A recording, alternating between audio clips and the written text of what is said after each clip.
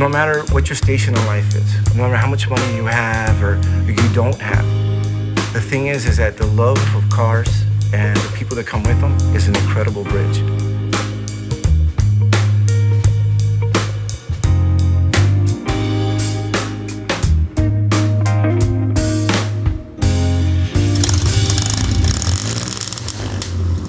I'm the proud owner of a 1948 Chevy Fleetmaster sports sedan. And that's the last year of that body style.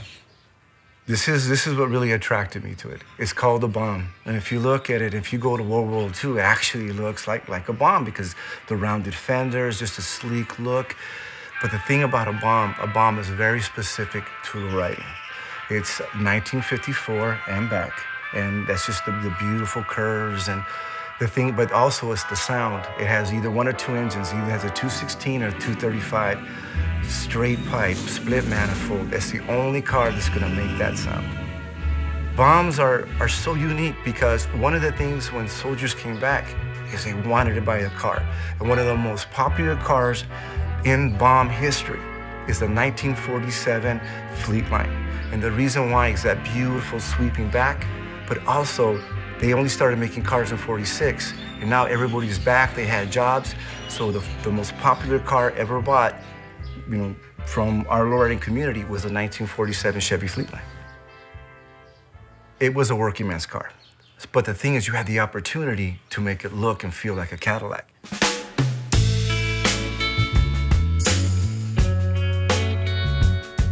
So the dealership would offer you so many opportunities that they would make money on accessories.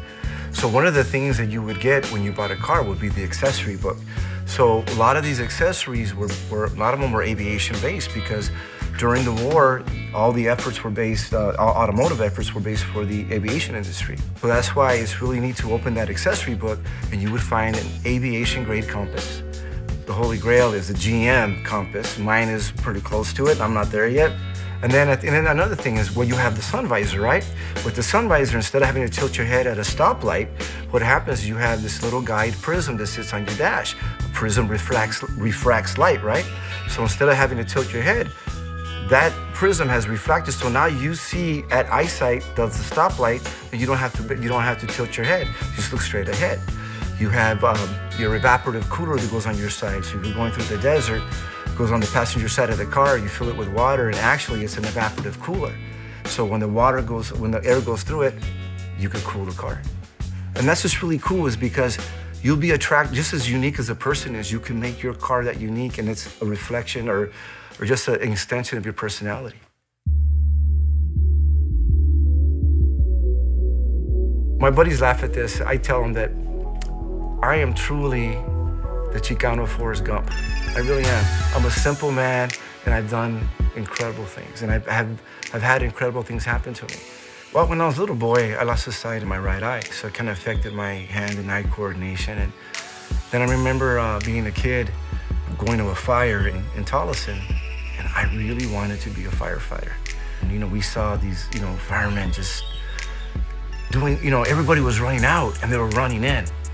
And, you know, they didn't leave until the job was done. I mean, we were watching a live hero film, you know? And I remember talking to my neighbor, he was next to me, he goes, I really want to be a firefighter. But I go, no, I can't be one because I can't see out of my right eye. And then when I was 30 years old, something literally told me I needed to become a firefighter. It took me 3 times in 4 years to pass a test I knew nothing of. And through tenacity and not giving up, I became a firefighter. I always just wanted to help people. And later on in life, you know, I never thought that I would ever become a firefighter, you know, especially at the age of 30. Here I am 18 years later. I think that's why it took me 30 years I had to have a calling, had to be told to do it, because it was something so far removed that I didn't think I could ever do it. When you hear the siren, most people think, oh, something bad's happening. But if you're the person needing help, you hear help's on its way. And it's really, it's a beautiful thing for me to know that I'm part of the solution, I'm part of the help, that no matter how bad your day is, I'm gonna be the one that's gonna try to help you have a better day. You actually get paid to help somebody. My job is to bring a solution to your emergency. My job is to make your day better. My job is to improve your life, to save your home, to save your property, to save your life. I don't think how anything else could be more rewarding. Our city was on the verge of bankruptcy 3 years ago. We were up there with Stockton, we were up there with Detroit, and the tone was sounding for my city. My tone was sounding that it needed help. Being a lowrider and being a firefighter, you're based in the community. And there was a need in my community, and I was asked to run, and I rose to the occasion. Besides being a Phoenix firefighter, I'm also a Glendale Council Member. I never knew that the parallels for being a firefighter and a elected official would be the same. It gets just as hot, you just wear a different suit. Right now, my city is experiencing an incredible turnaround. We went from on the verge of bankruptcy to a positive to stable rating. Economic development is at an all-time high. I used to work in the fields where I now live, but now where the Super Bowl has been played, I worked in those fields as a kid, and now we have a hockey team in my district. I'm responsible for Luke Air Force Base, the home of the F-35. We have one of the most prolific entertainment districts. Culture of lowriding, it's very family-based. And I guess the empathy and compassion that I learned from my family and then to my extended family, I guess that was the trigger that I was, you just have this innate sense if somebody needs your help. Just like with fire truck, it gets attention. Bomb gets attention too, and it brings back memories when people see that. So I'm really glad that we're part of something that's bringing joy to people's lives, whether what we drive, who we are, or what we do.